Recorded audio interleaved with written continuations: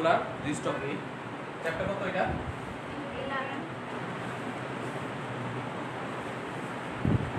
এটা কোন ধরনের ডিজিজ? এটা মাসকুলার ডিস্ট্রফি। এটা one kind of disease, genetic disease, x link disorder.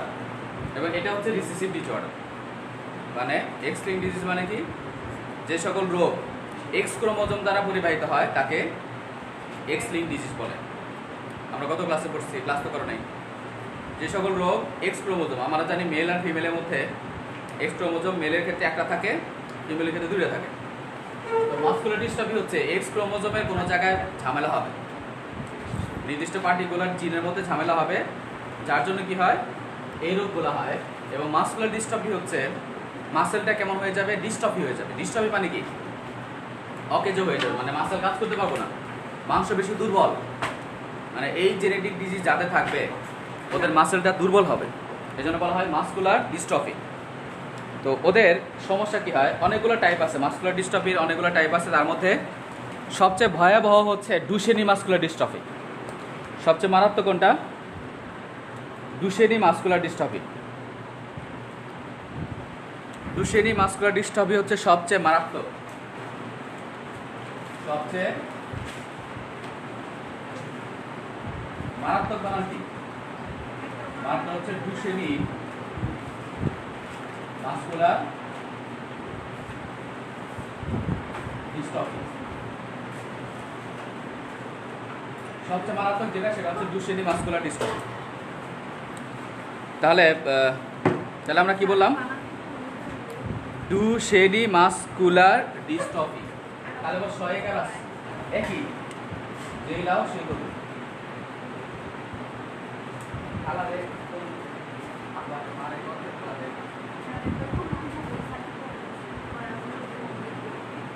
সবচেয়ে মারাত্মক কোনটা? সবচেয়ে মারাত্মক হচ্ছে ডুশেনি মাসকুলার ডিস্ট্রফি। এবং অনেকগুলো টাইপ আছে, এর মধ্যে প্রায় 30-এরও বেশি ধরনের মাসকুলার ডিস্ট্রফি আছে। এরা 30 ধরনের, 30 এর বেশি মাসকুলার ডিস্ট্রফি আছে। তার মধ্যে সবচেয়ে মারাত্মক কোনটা?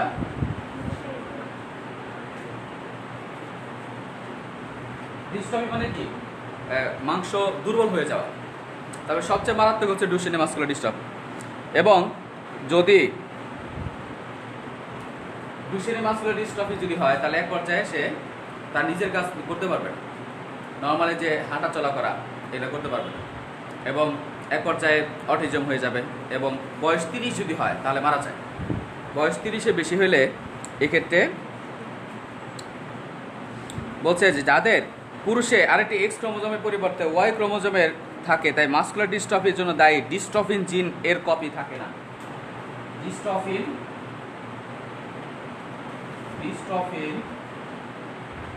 নামক জিনের অভাবে থাকে। তাহলে এই কথাগুলো মনে রাখতে হবে যে এটা কোন ধরনের ডিজিজ। এটা হচ্ছে এক্স লিঙ্ক ডিজিজ। এটাও এক্স লিঙ্ক রিসেসিভ না autosomal? X link recessive disease. X link recessive.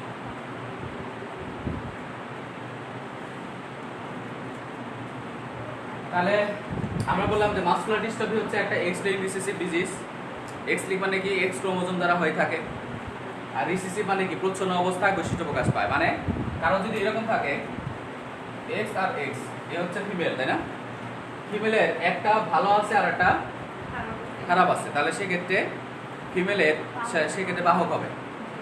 আমরা জানি যে মহিলাদের ক্ষেত্রে দুইটা এক্স ক্রোমোজোম থাকে, তো একটা যদি ভালো থাকে আর একটা যদি এফেক্টেড থাকে তাহলে সে হয় ক্যারিয়ার, বাহক। আর পুরুষের ক্ষেত্রে থাকে একটা এক্স আর একটা ওয়াই, তো এটা যদি এফেক্টেড থাকে তাহলে সেক্ষেত্রে কি হবে? সে এফেক্টেড হবে। তাহলে পুরুষের ক্ষেত্রে একটা এক্স থাকে এবং এই একটা এক্স যদি এফেক্টেড থাকে সেক্ষেত্রে তাহলে সে এফেক্টেড হবে। তাহলে একটা কোশ্চেন লেখেন, বাবা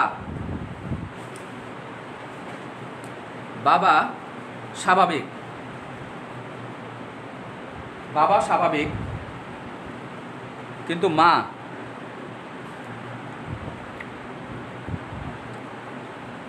মাসকুলার ডিস্ট্রফির বাহক। মা হচ্ছে বাহক, বাবা স্বাভাবিক, মা মাসকুলার ডিস্ট্রফির বাহক।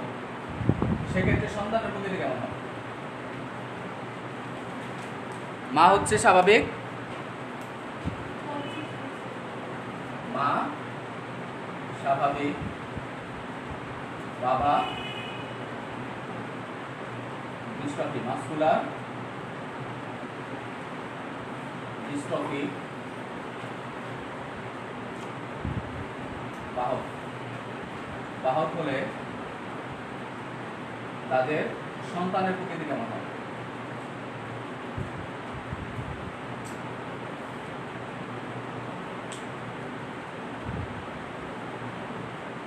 মা হচ্ছে স্বাভাবিক, বাবা মাসকুলার ডিস্ট্রফির বাহক, তাহলে তাদের সন্তানের প্রকৃতি কেমন হবে? কোশ্চেনটা হচ্ছে এটা। তাহলে জিনতাত্ত্বিক ব্যাখ্যা যদি আমরা করি, মনে করি স্বাভাবিক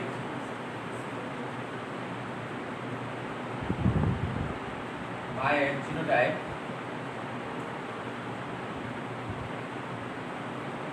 স্বাভাবিক মা যদি হয় তাহলে তার জিনোটাইপ হচ্ছে এক্স এক্স সরি কি বললাম, মা স্বাভাবিক, বাবা মাসকুলার ডিস্ট্রফি। কোশ্চেনটা কি এটা ছিল? বাবা স্বাভাবিক, বাবা স্বাভাবিক, বাবা স্বাভাবিক, মা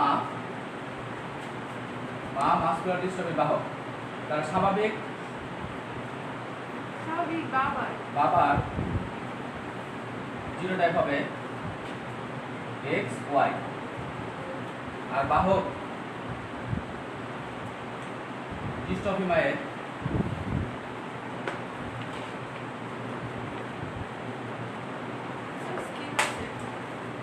হ্যাঁ স্কেল নেই, বুঝে অনেক কোনো জানি আসলে বুঝে বাহক ডিস্ট্রফি মায়ের জিনোটাইপ।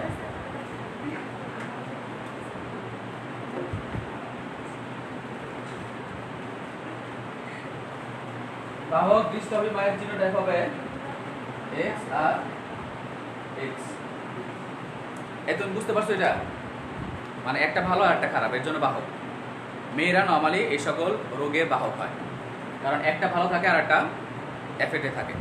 কিন্তু পুরুষেরা সাধারণত ওদের একটা যদি এক্স ক্রোমোজোম আছে, একটা যদি নষ্ট থাকে তাহলে সেক্ষেত্রে সে আক্রান্ত হবে। আর মহিলাদের ক্ষেত্রে একটা দুইটা এক্স থাকে, একটা নষ্ট হয়ে গেলে আর একটা সাপোর্ট দেবে ওকে। এই জন্য ওদের ক্ষেত্রে বাহক মায়ের জিনোটাইপ হবে এটা। তাহলে জিনতাত্ত্বিক ব্যাখ্যা যদি করি তাহলে P1 প্যারেন্টস 1 এর ক্ষেত্রে জিনোটাইপ প্রথম ফিনোটাইপ,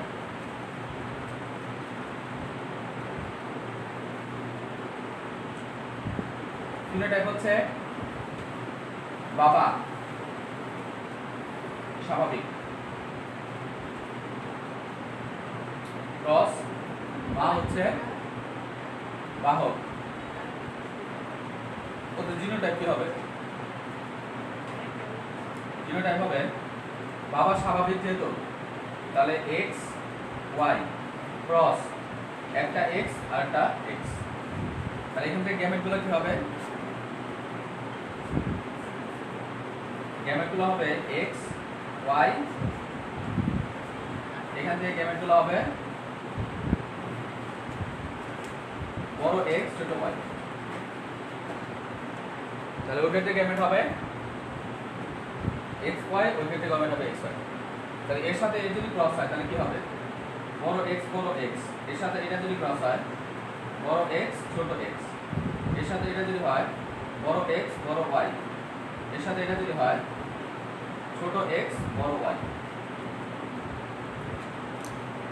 তাহলে সেক্ষেত্রে দুইটা এক্স মানে মেয়েদের মধ্যে ক্যারিয়ার হবে 50%, আর এফেক্টেড হবে ছেলেদের মধ্যে এফেক্টেড হবে 50%।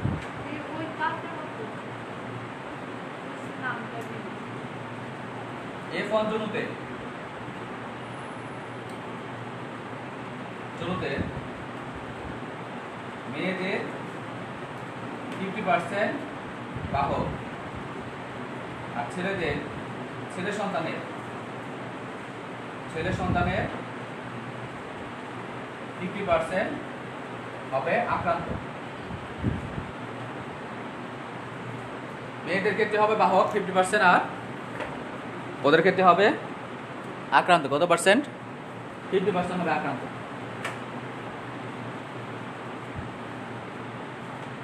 বুঝতে পারছিস?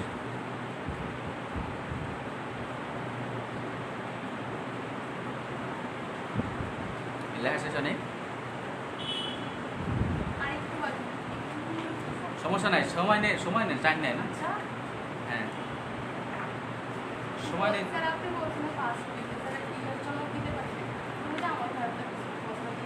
আরে থ্যাংক ইউ, অনেক কষ্ট, এটা তো খাওয়াইতে হইব, ট্রিট দিতে হবে।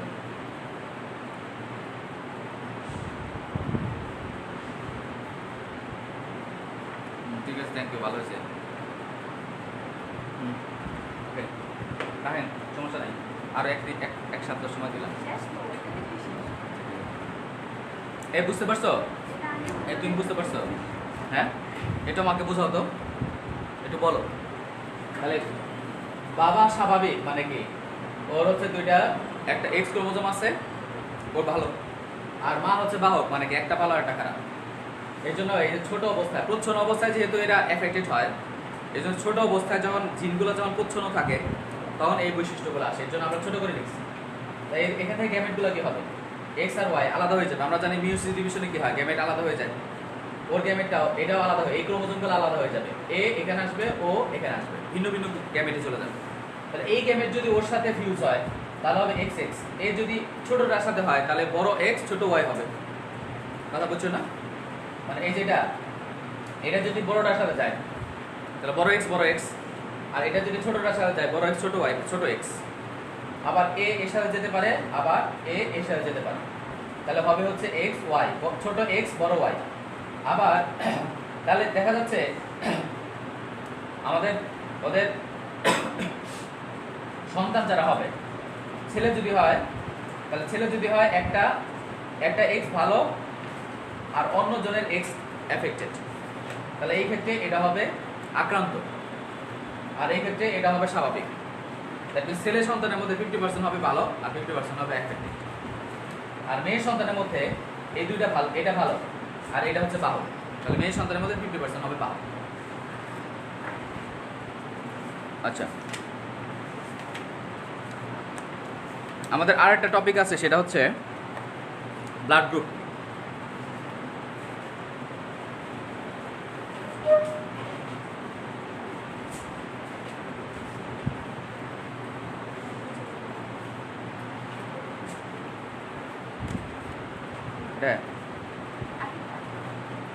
কি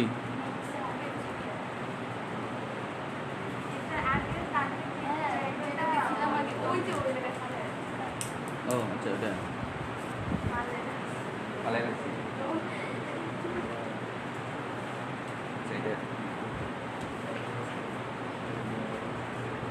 তাহলে এ বি ব্লাড গ্রুপ আমরা এখন যেটা বলবো সেটা হচ্ছে A B O blood group.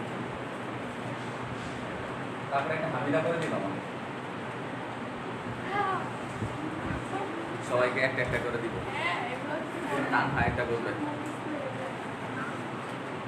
A B blood group সেটা হচ্ছে কি, ওদের সহজটা দেব। এ বি ব্লাড গ্রুপ যেটা আছে, এই ব্লাড গ্রুপের মধ্যে বিজ্ঞানী কার্ল ল্যান্ডস্টেইনার 1901 সালে, কার্ল ল্যান্ডস্টেইনার 1901 সালে আমাদের লোহিত রক্তকণিকার চারপাশে আমাদের আরবিসি যে আছে, আমাদের লোহিত রক্তকণিকার চারদিক দিয়ে কিছু প্রোটিন আছে।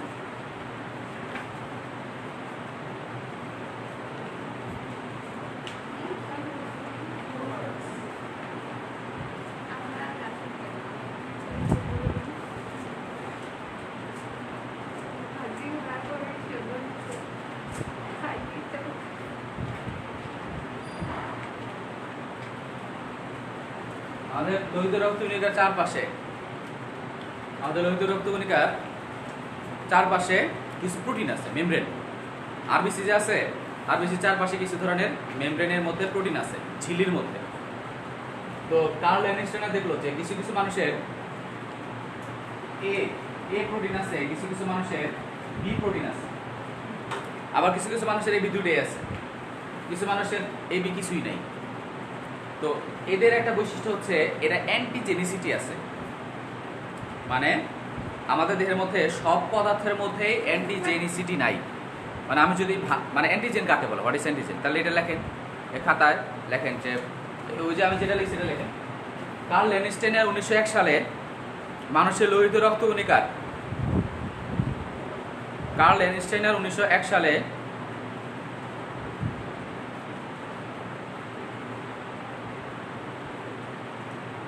কার্ল ল্যানিস্টাইনার 1901 সালে মানুষের লোহিত রক্তকণিকার,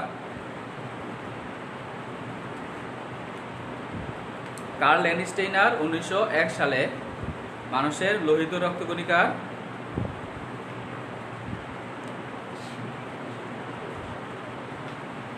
ঝিল্লিতে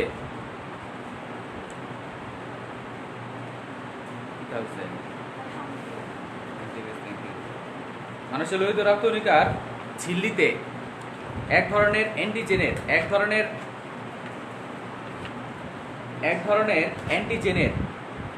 অ্যান্টিজেন ব্র্যাকেটে লেখো প্রোটিন, অ্যান্টিজেনগুলো হচ্ছে প্রোটিন, এক ধরনের অ্যান্টিজেনের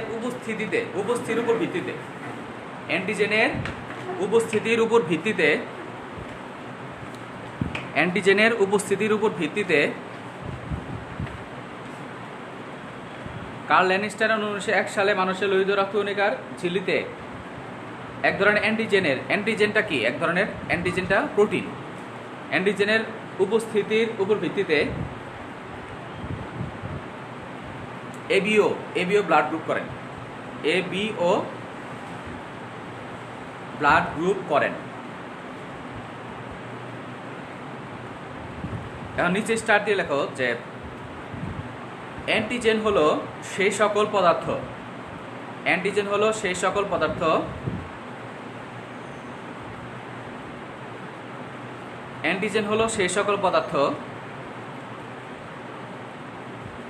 যার বিরুদ্ধে দেহে অ্যান্টিবডি উৎপন্ন হয়। অ্যান্টিজেন হলো সেই সকল পদার্থ যার বিরুদ্ধে দেহে অ্যান্টিবডি উৎপন্ন হয়।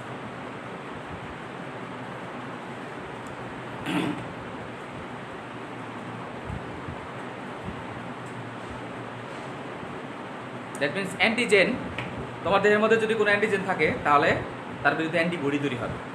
এখন কথা হলো, তাহলে আমরা যে গ্লুকোজ খাইলাম এটা কি অ্যান্টিজেন? এটা কিন্তু অ্যান্টিজেন না, যদি বাইরে থেকে আমরা খাচ্ছি। দ্যাট মিনস রক্তে, এটা গ্লুকোজ রক্তে যাবে, তারপরে কোনো অ্যান্টিবডি তৈরি হবে না।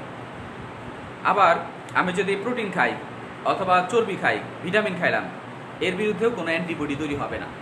তাহলে দে আর নট অ্যান্টিজেন।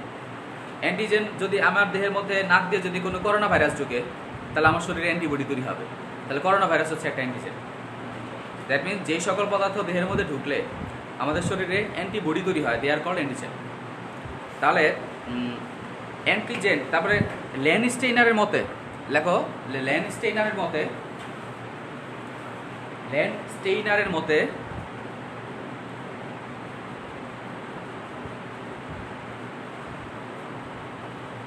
রক্তে যে ধরনের অ্যান্টিজেন থাকে তার সমতুল্য অ্যান্টিবডি থাকে না।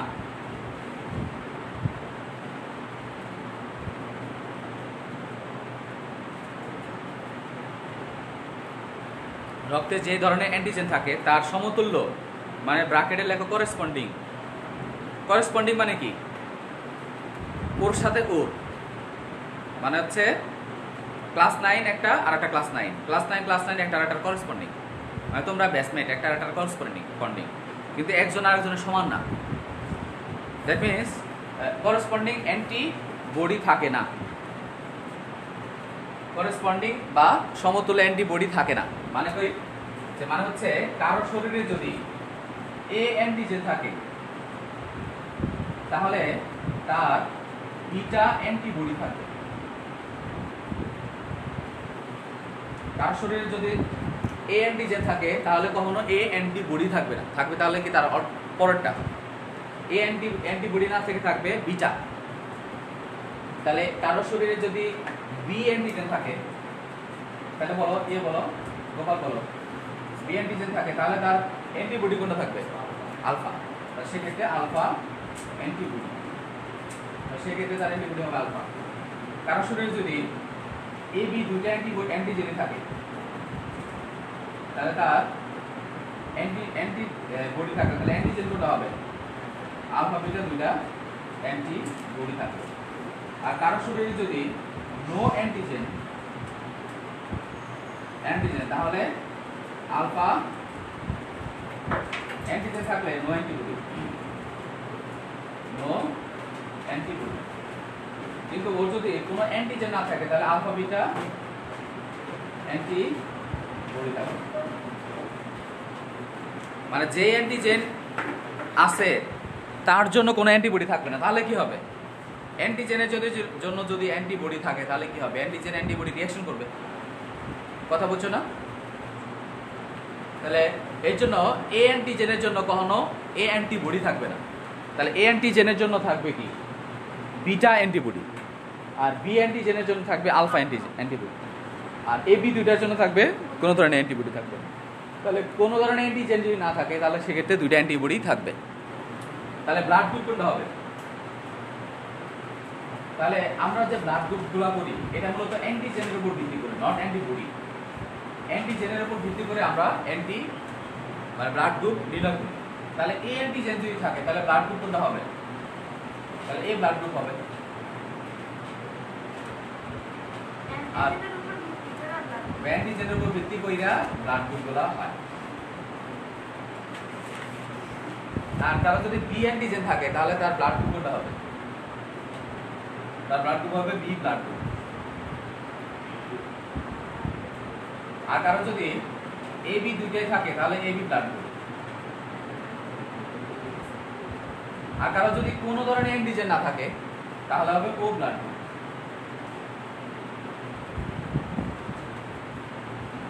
কথা বুঝছেন না? বুঝছেন না? তাহলে এই জিনিসটা বুঝতে পারছো? এই গোপাল বুঝছো? এখন আরেকটা আসি, সেটা হচ্ছে তাহলে এ বি যেটা, এ বির মধ্যে এটা মনে রাখতে হবে যে কারো শরীরে যদি অন্য অ্যান্টিবডি দেই তাহলে রাসায়নিক বিক্রিয়া হবে, কিন্তু সেই বিক্রিয়া কম হবে।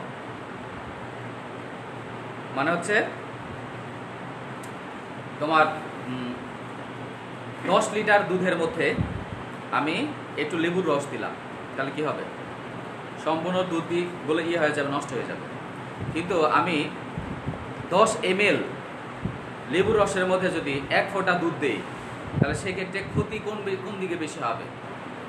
মানে যদি 10 লিটার দুধের মধ্যে যদি লেবু দেই আর একটু মানে অনেকটুকু লেবু রসের মধ্যে যদি দুধ দেই তাহলে সেক্ষেত্রে কোন অবস্থা বেশি ক্ষতি হবে? 10 লিটার দুধের মধ্যে যদি একটু লেবু ঢেলে দিই তাহলে 10 লিটার দুধ নষ্ট। কিন্তু লেবু রসের মধ্যে যদি আমি দুধ দিই তাহলে সেক্ষেত্রে যতটুকু দিচ্ছি ততটুকুই নষ্ট হবে, তাই না? ব্যাপারটা হচ্ছে এরকম। তোমার শরীরের মধ্যে যদি কোনো ধরনের অ্যান্টিজেন ঢুকাই, বাইরের অ্যান্টিজেন যেটা তোমার শরীরে নাই, তাহলে তোমার শরীর বেশি ক্ষতিগ্রস্ত হবে, অনেক বেশি রিঅ্যাকশন হবে। কিন্তু তোমার শরীরের মধ্যে যদি অ্যান্টিবডি দেই তাহলে যতগুলো অ্যান্টিবডি দেব ততগুলোই তোমার ক্ষতি হবে। কিন্তু তোমার শরীরে যদি একটি অ্যান্টিজেন কয়েকটা দিয়ে দিই তাহলে তোমার পুরো শরীর ক্ষতিগ্রস্ত হয়ে যাবে। কথা বুঝছো না? কথা বুঝে নাই? মানে অ্যান্টিজেন, মূল কথা হচ্ছে অ্যান্টিজেন যদি দেই কারো শরীরে তাহলে ও বেশি মারা যাবে, মারা যাওয়ার সম্ভাবনা অনেক বেশি। কিন্তু যদি আমি অ্যান্টিবডি দিই তাহলে মরে যাওয়ার সম্ভাবনা কম। কথা বুঝছে না? অ্যান্টিজেন দেওয়া যাবে না কখনোই। আমি ফরেন বাইরের কোনো অ্যান্টিজেন আমি দেবো না যে অ্যান্টিজেন শরীরে নাই। কিন্তু অ্যান্টিবডি যদি দিই সেক্ষেত্রেও রিঅ্যাকশন হবে, কিন্তু সেক্ষেত্রে কম হবে। তাহলে কারো ব্লাড গ্রুপ হচ্ছে এবি ব্লাড গ্রুপ, কারো ব্লাড গ্রুপ হচ্ছে এবি, তাহলে ওর মধ্যে এও আছে বিও আছে, তাহলে আমি কারটা দিতে পারবো, তাহলে এই ব্লাড গ্রুপের রক্ত দিতে পারবো, বি এরটাও দিতে পারবো, ওরটাও দিতে পারবো। যেহেতু এবির মধ্যে দুটো অ্যান্টিজেনই আছে, তাহলে ও সবারটা নিতে পারবে, এটাও নিতে পারবে, এ অ্যান্টিজেনও নিতে পারবে, বি অ্যান্টিজেন নিতে পারবে, এবি তো নিতে পারবে, ও নিতে পারবে, কারণ ওর মধ্যে তো কোনো অ্যান্টিজেনই নেই। ভালো, ওর মধ্যে কোনো অ্যান্টিজেন নাই, তাহলে ভালো। এখন কিন্তু দেওয়ার সময় শুধুমাত্র ও সবাইকে দিতে পারবে, ও ব্লাড গ্রুপ ও দিতে পারবে কাকে, ওর মধ্যে যদি কোনো অ্যান্টিজেন নাই তাহলে সে দিতে পারবে কাকে, ওকে তো দিতে পারবে, আবার এবি কে দিতে পারবে, দিতে পারবে বি কে, আবার দিতে পারবে এ কে। তাহলে দেওয়ার সময় যেহেতু ওর মধ্যে কোনো অ্যান্টিজেন নাই, এই জন্য ওর মধ্যে জামেল মুক্ত, ওর মধ্যে কোনো প্যারাসাইট নাই, কিছু নাই, এই জন্য সে সবাইকে দিতে পারে। আর এবির মধ্যে সব দুইটা প্যারাসাইটই আছে, মনে যে মরে গেছে, যে মনে করে যে ভাইরাস দ্বারা এফেক্টেড বা মানে মরে যাওয়া অবস্থা, তাহলে তুমি আরো 4-5টা ভাইরাস দিলে কোনো তার অসুবিধা হবে নাই। কিন্তু যে হচ্ছে সুস্থ মানুষ, ওর মধ্যে 2-1টা ভাইরাস দিলা, তাহলে সেক্ষেত্রে কিন্তু বেশি এফেক্টেড হবে। এরকম এবির মধ্যে 2টা অ্যান্টিজেনই আছে, তুমি যে অ্যান্টিজেনই তার কোনো সমস্যা নেই, আর যদি নাও দাও তার কোনো সমস্যা নেই। কিন্তু ওর মধ্যে আবার কোনো অ্যান্টিজেন নাই, ওকে আবার দিতে পারবো না, ওর মধ্যে কোনো অ্যান্টিজেন নাই, তাহলে ওকে আমি এই ব্লাড গ্রুপের রক্ত দিতে পারবো না, বি এরটা দিতে পারবো না, এবিটাও দিতে পারবো না। কিন্তু ও ব্লাড গ্রুপ ডোনেট করতে পারবে, সে দাতা হিসেবে কাজ করতে পারবে, কারণ ওর মধ্যে কোনো অ্যান্টিজেন নাই, সে ওর রক্ত দিতে পারবে, ওরটাই দিতে পারবে, ওকে দিতে পারবে, কিন্তু এদেরটা নিতে পারবে না। কথা বোঝা গেছে? এই জন্য ওকে বলা হয় ইউনিভার্সাল, ও সবাইকে দিতে পারবে। আচ্ছা লেখেন তাহলে, বলেন যে এবি কে সর্বজনীন, এবি কে হ্যাঁ হ্যাঁ এবি কে সর্বজনীন, এবি কে সর্বজনীন কি বলে? গ্রহিতা। এবি কে সর্বজনীন গ্রহিতা, আর ওকে সর্বজনীন দাতা বলে। এবি কে সর্বজনীন গ্রহিতা এবং ওকে সর্বজনীন দাতা বলে। কেন বলে? তাহলে লিখে ফেলো কারণটা লিখে ফেলো, কারণটা সবাই লিখে ফেলি আমরা, যে কারণ A blood group sorry AB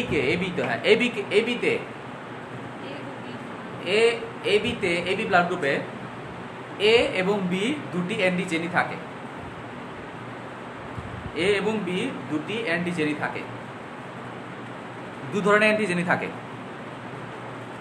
তাই এটি যে কোনো গ্রুপের রক্ত নিতে পারে, তাই এটি যে কোনো গ্রুপের রক্ত নিতে পারে, তাই এটি যে কোনো গ্রুপের রক্ত নিতে পারে।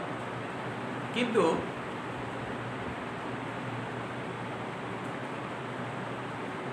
ও ব্লাড গ্রুপে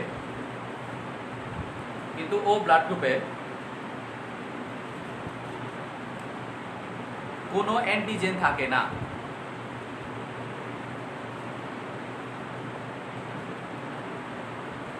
ও ব্লাড গ্রুপে কোনো অ্যান্টিজেন থাকে না, তাই এটি সবাইকে রক্ত দিতে পারে, ইউনিভার্সাল অ্যাকসেপ্টর একটা আর ইউনিভার্সাল ডোনার। তাহলে আমার মতো মানব দরদি যারা আছে তারা কোন ব্লাড গ্রুপ হবে? ও ব্লাড গ্রুপ, কিন্তু আমি হচ্ছে এই পজিটিভ। ও ব্লাড গ্রুপ যারা আছে তারা সবাইকে দিতে পারে, কিন্তু আলটিমেটলি আমরা দেই না, লাভ নাই। কেন? কারণ আলটিমেটলি আমরা কোনো রিস্ক নিতে চাই না। তোমার এ ব্লাড গ্রুপের জন্য এ নেই, বি এর জন্য বি, ওর জন্য ওই নেই। এমন কথা হচ্ছে কেন রিস্ক নেয় না? কারণ হচ্ছে এখানে কিন্তু বললাম যে নিতে পারে, কিন্তু আলটিমেটলি রিঅ্যাকশন হওয়ার সম্ভাবনা আছে। কারণ আমি যখন এ অ্যান্টিজেন দিচ্ছি তার মধ্যে কিন্তু বিটা অ্যান্টিবডি আমি দিলাম ওর মধ্যে, কথা বুঝছো কিনা? মানে ওর মধ্যে এ অ্যান্টিজেন দিলাম, তার সাথে সাথে অ্যান্টিবডিও তো ঢুকবে, তাই না? তাহলে এই বিটা অ্যান্টিবডি গিয়ে যদি ওর গ্রুপের মধ্যে দেই, তাহলে ওর এই যে বি অ্যান্টিজেনকে নষ্ট করবে, রিঅ্যাকশন হবে না? রিঅ্যাকশন হবে। আবার এবি রক্ত গ্রুপকে যদি আমি বি অ্যান্টিজেন দেই, তার সাথে সাথে তো আলফা অ্যান্টিজেন অ্যান্টিবডি আছে, তাহলে সেক্ষেত্রে কি হবে? রিয়াকশন হবে। তাহলে এটার সুবিধাটা কি আছে, মানে এটার উপায়টা কি? উপায়টা হচ্ছে আমরা অ্যান্টিবডিগুলা এটাকে আলাদা করতে পারি আর অ্যান্টিজেনগুলোকে আলাদা করতে পারি। আলাদা করে অ্যান্টিবডিগুলোকে একটা মেশিনের মধ্যে দিলে অ্যান্টিজেন অ্যান্টিবডি আলাদা হয়ে যায়, মানে রক্তকণিকাগুলো আলাদা হয়ে যাবে। তাহলে আমাদের অ্যান্টিজেনগুলা এটা থাকে কোথায়? এই অ্যান্টিজেনগুলো থাকে হচ্ছে লোহিত রক্তকণিকার সাথে লাগানো থাকে, আর অ্যান্টিবডিগুলো থাকে হচ্ছে রক্তের পানির সাথে লাগানো থাকে। একটা হচ্ছে রক্তের পানির পোর্শন আর একটা হচ্ছে রক্তকণিকার পোর্শন। তো আমরা যদি কণিকাকে রক্ত পানির পোর্শন থেকে আলাদা করি, প্লাজমা থেকে আলাদা করি, তাহলে কি হবে? প্লাজমা থেকে যদি রক্তকণিকাটাকে আলাদা করি তাহলে অ্যান্টিবডিটা চলে যাবে প্লাজমার মধ্যে, আর পিওর যে রক্তকণিকা এগুলো যদি দিই তাহলে সেক্ষেত্রে সমস্যা হবে, সেক্ষেত্রে রিয়াকশন সম্ভাবনা কম, কিন্তু আমরা দিই না। আচ্ছা, আরেকটা লিখি, সেটা হচ্ছে দেখেন নিচে স্টার দিয়ে লেখেন রেসাস নামক বানরের লোহিত রক্তকণিকায় রয়কার দন্ত সহায়কার দন্ত স রেসাস নামক বানরের লোহিত রক্তকণিকায়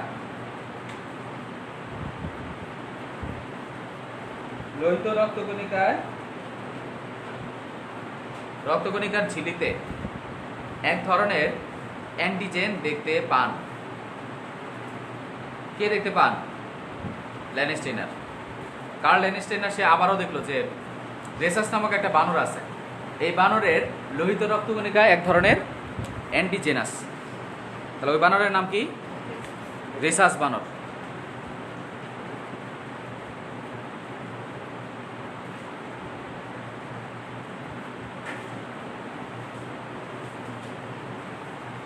রেসাস নামক বানরের লোহিত রক্তকণিকায় এক ধরনের অ্যান্টিজেন দেখতে পাইছে।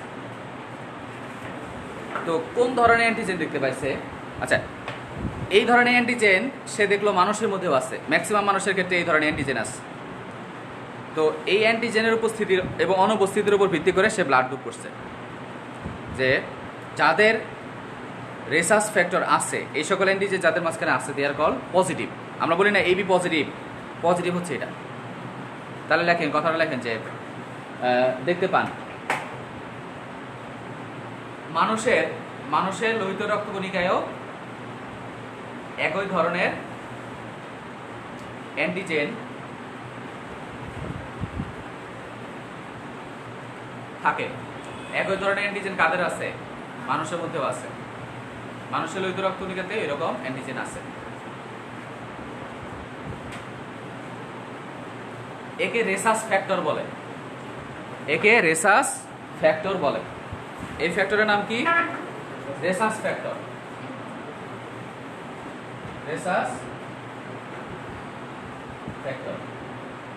তো কারোর মধ্যে যদি, তারপরে আরেকটা স্টার দিয়ে লেখো, যাদের রেসাস ফ্যাক্টর থাকে তারা RH পজিটিভ। যাদের রেসাস ফ্যাক্টর থাকে তারা RH positive. Rhesus factor RH positive হবে, যাদের মধ্যে আছে দে আর পজিটিভ, আর যাদের নাই তারা নেগেটিভ। অনুপস্থিতি থাকলে, না থাকলে RH নেগেটিভ।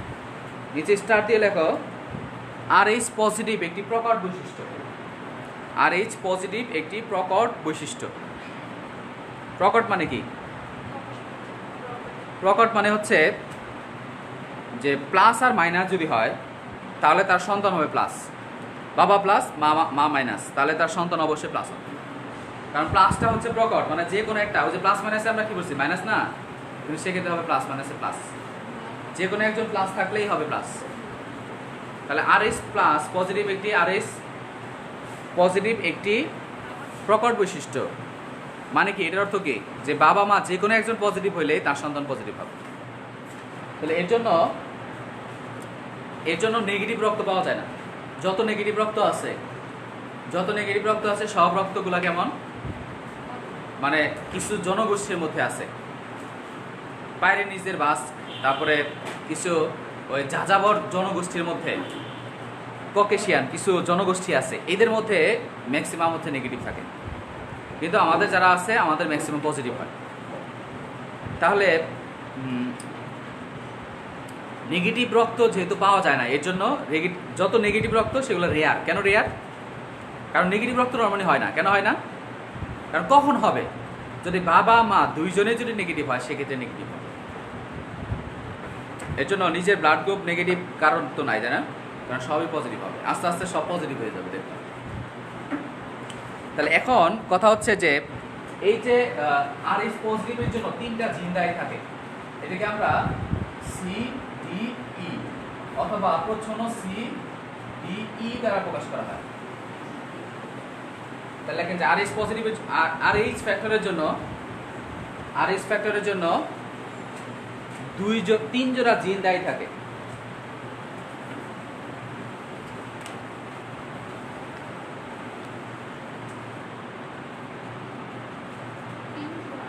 তিন জোড়া জিন দায়ী থাকে। তাহলে এই 3 জোড়ার মধ্যে দেখো, এদিকে লক্ষ্য রাখো, 3 জোড়া মানে কি? যে একটা মানে সিডি মানে CCDDE, কিন্তু একটা মানুষের এই 3 জোড়ার মধ্যে 3টা থাকবে, যে কোনো 3টা থাকবে, কিন্তু 3টার মধ্যে মানে এই 6টার মধ্যে মানুষের 3টা থাকবে। সি থেকে একটা থাকবে, ডি থেকে একটা থাকবে, ই থেকে একটা থাকবে। কিন্তু কখনো এমন হবে না যে বড় সি ছোট সি তারপরে ডি, এরকম হবে, কখনো হবে না। মানে সি থেকে মানে এই সারি থেকে একটা নেওয়া লাগবে, ওদের থেকে একটা আসবে, ওদের থেকে একটা আসবে। তাহলে কেমন হতে পারে? ওটা হতে পারে সি ডি আর ই হতে পারে, এমন হতে পারে। অথবা বড় সি বড় ডি বড় ই হতে পারে, বড় সি ছোট ডি বড় ই, বিভিন্ন ধরনের হতে পারে। কিন্তু একই ধরনের জিন দুইবার আসবে না। কথা বুঝে গেছে? আর এর মধ্যে বড় সি বড় ডি বড় ই এগুলো হচ্ছে প্রকট, আর ছোট সি ছোট ডি ছোট ই এগুলো হচ্ছে প্রচ্ছন্ন। এগুলো লেখা আছে, পড়বেন এখানে। তাহলে যাদের RH পজিটিভ আছে, তাহলে পজিটিভ যারা আছে তারা কি নেগেটিভ কোনো রক্তকে দিতে পারবে? দিতে পারবে। কিন্তু নেগেটিভ যারা, RH নেগেটিভ যারা, তারা পজিটিভকে দিতে পারবে, কারণ ওর মধ্যে তো অ্যান্টিজেন নাই। দ্যাট মিনস RH পজিটিভ যারা আছে, নিচে স্টার দিয়ে লেখেন RH নেগেটিভ রক্ত RH পজিটিভকে দিতে পারে, RH নেগেটিভ রক্ত পজিটিভকে দিতে পারে।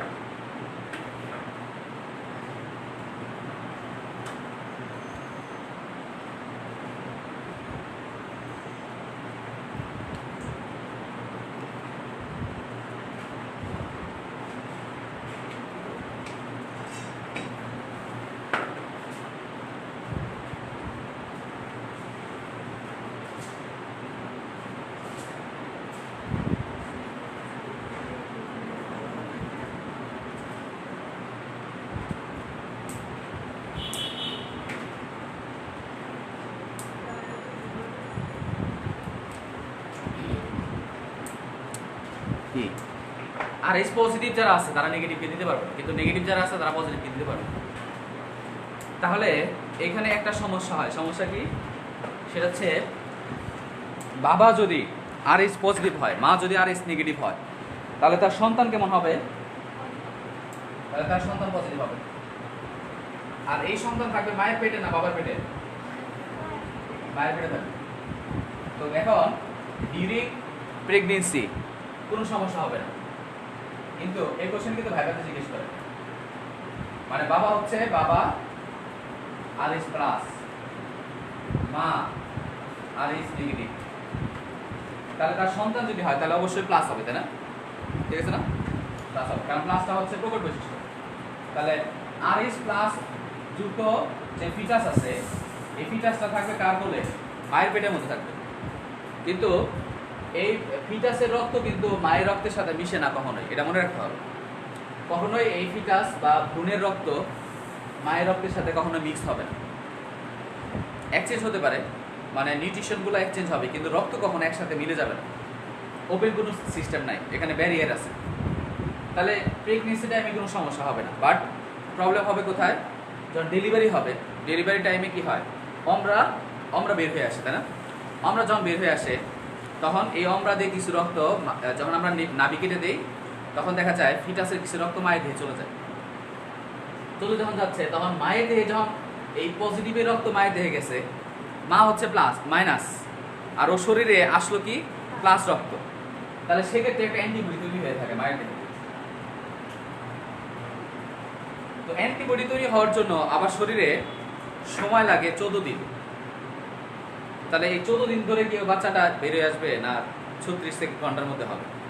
36 ঘন্টার মধ্যেই তো বেরিয়ে আসবে, কিন্তু এর আগে চলে আসছে। কিন্তু এই অ্যান্টিবডি তৈরি হতে 14 দিন সময় লাগবে।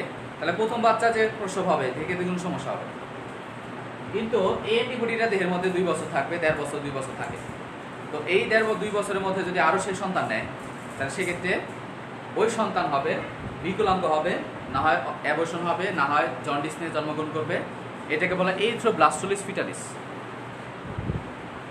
তাহলে এই কথাটা তাহলে লেখেন, বাবা RH পজিটিভ, মা RH নেগেটিভ হলে শুধু এই ক্ষেত্রেই হবে, বাকিগুলো ক্ষেত্রে হবে না। বাবা RH পজিটিভ, মা RH নেগেটিভ, না এটা ইয়ের ব্যাগ। তাদের সন্তান হবে RH পজিটিভ, সন্তান হবে RH পজিটিভ।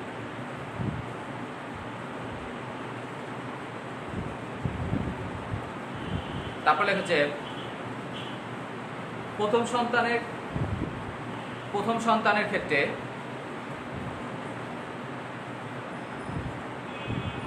কোনো সমস্যা না হলেও দ্বিতীয় সন্তানের ক্ষেত্রে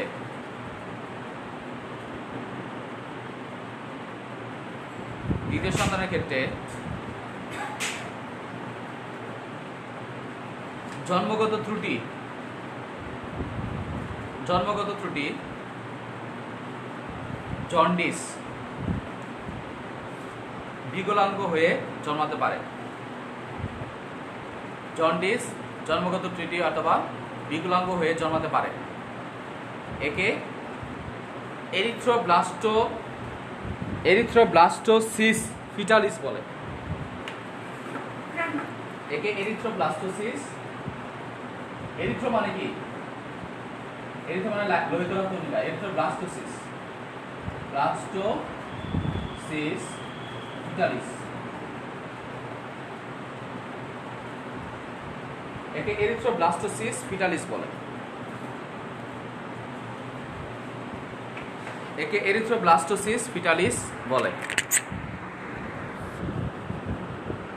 আজকে তাহলে এই পর্যন্ত থাকুক। হ্যাঁ।